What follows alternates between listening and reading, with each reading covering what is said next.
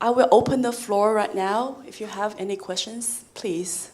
And could you please identify yourself before you ask the question and keep the question simple and brief. Leave some room for other audience to ask questions. The girl in the middle first and the boy behind you. Hi, thank you very much. I'm a MED student from the Faculty of Education, right? So personally, I really agree with this working by column part. I think it's very efficient and is what it should be, right? But somehow I think in Hong Kong, we have this image that, oh, this is streaming and we should avoid it because, you know, you make the students feel they are less adequate than their peers. So we have to encourage this inclusive teaching practice. So for a grade 5 teacher like that, you're supposed to have like differentiated activities at 5 levels for them, which is very hard to do, and it's obviously less efficient. So if you want to bring this model to Hong Kong, say, but then like the majority, especially like the parents' voice, like, oh, no, this is streaming, we can't do this, it's not fair for everyone. What's your view on this, and how would you persuade them? Thank you. Yes, please, of course. So this is clearly the best university, because the first question is the toughest one.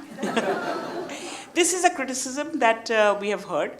And so the way often people say it is that you're not doing it by level, you're doing it by label, right? Now, firstly, I don't think Hong Kong needs this. I mean, I don't know Hong Kong, I've not been to the schools, but I think that, you know, you may have a different set of issues. In India or in many countries like India, the reality is that often those 3 rows, grade 3, 4, and 5, are actually sitting together mixed anyway, because either there's a lack of teachers.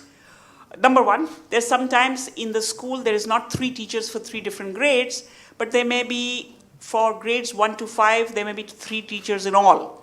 So you anyway have some mixed classes.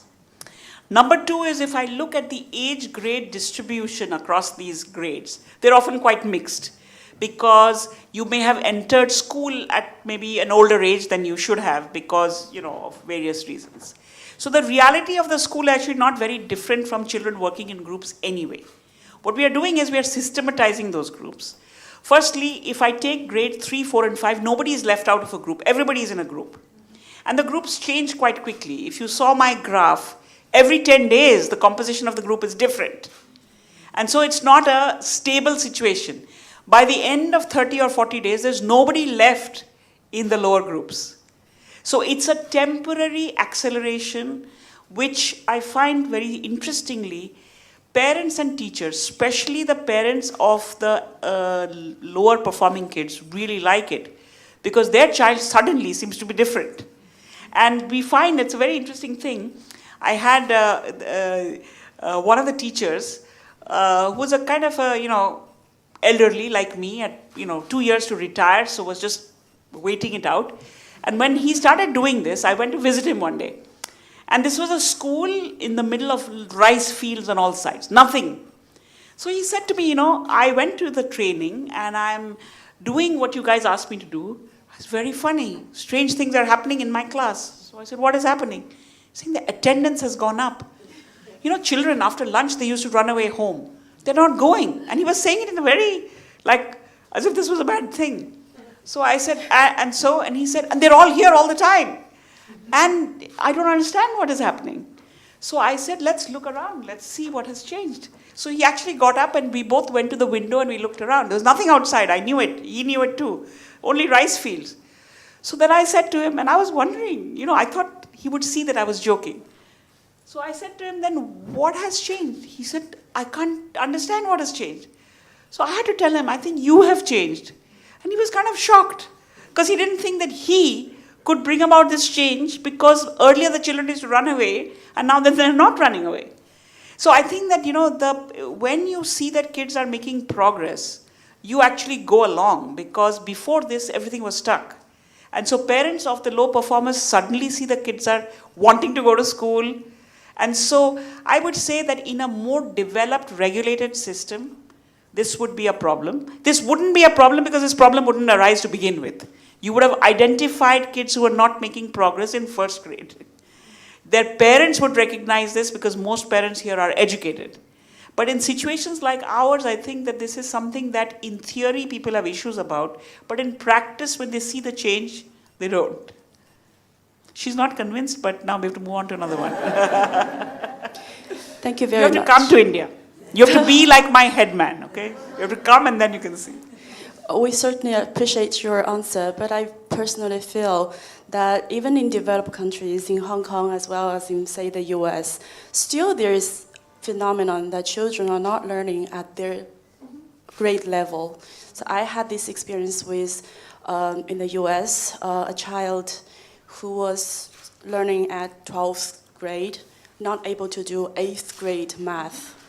And that happened in Hong Kong too, I believe, if we have teachers and educators here.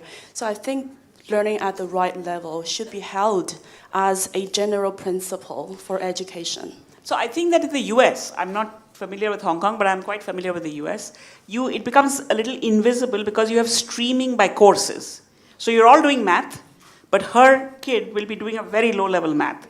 And that low-level math from 9th grade onwards will ensure that he can never go onto certain courses. So it looks on the front of it that it's not streaming, but there is very serious streaming, especially in high school in the US.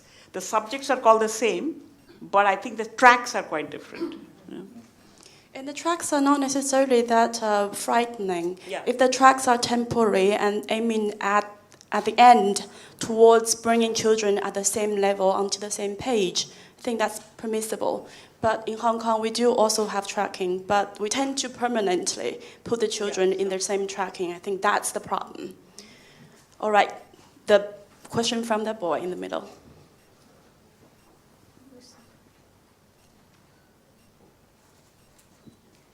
Good evening, ma'am. My name is Shubham Kumar. I'm a student here and I'm majoring in psychology. And in addition, I'm a teacher as well. I teach English to different secondary schools.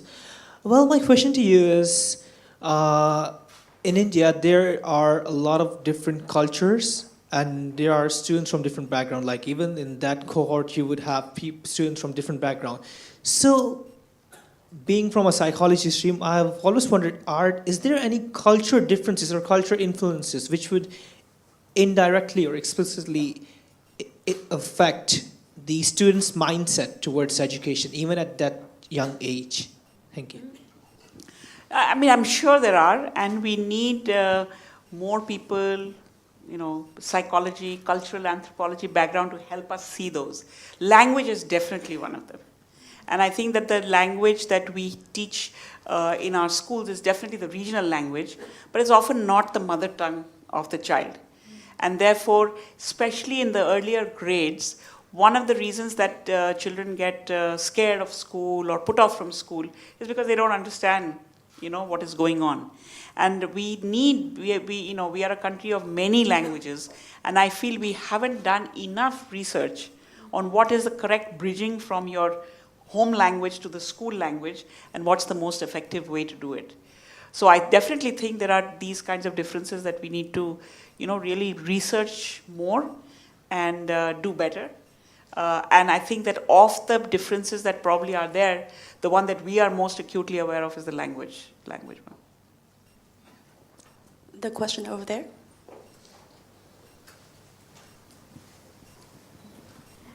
Thank you for a very inspiring speech, ma'am.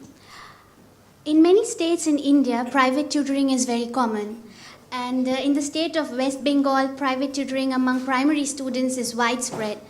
And often students receive tutoring for remedial purposes. Did you come across this during your work? Where do you think is the place of private tutoring in learning? Does it support or impede Pratham's work?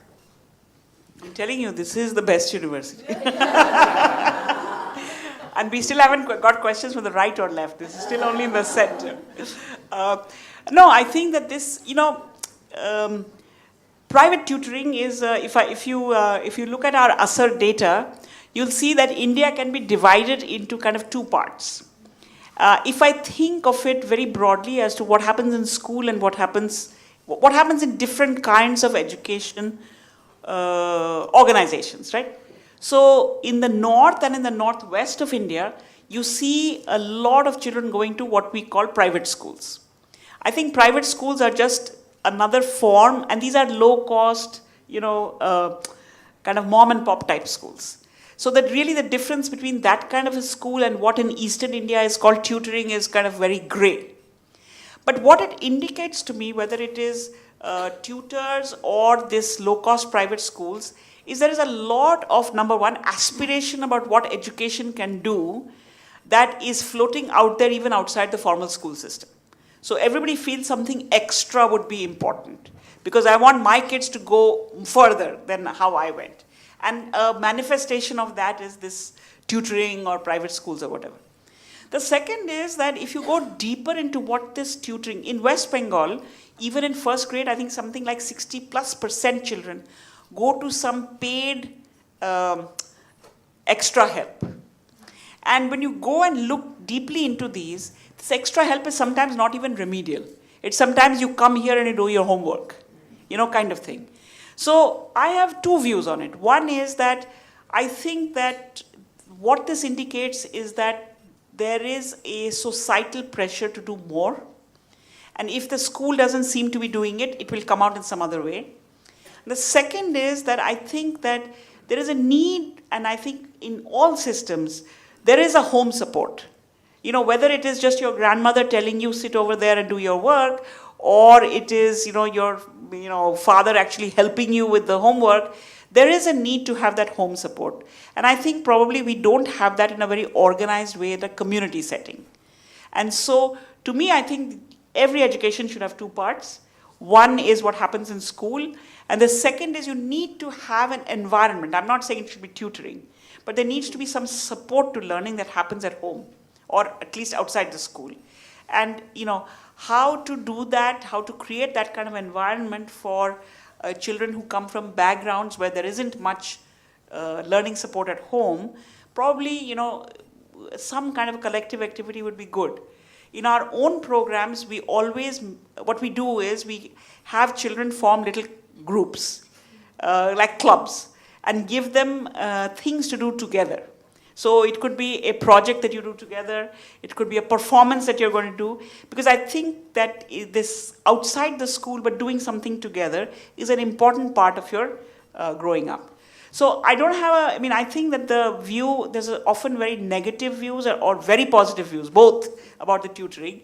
To me, I think that, we have to think first about what is the content of that activity, and also what is a kind of activity that you can do outside the school that is actually creating a bigger learning environment in the community, rather than just this academic doing better in exam type thing.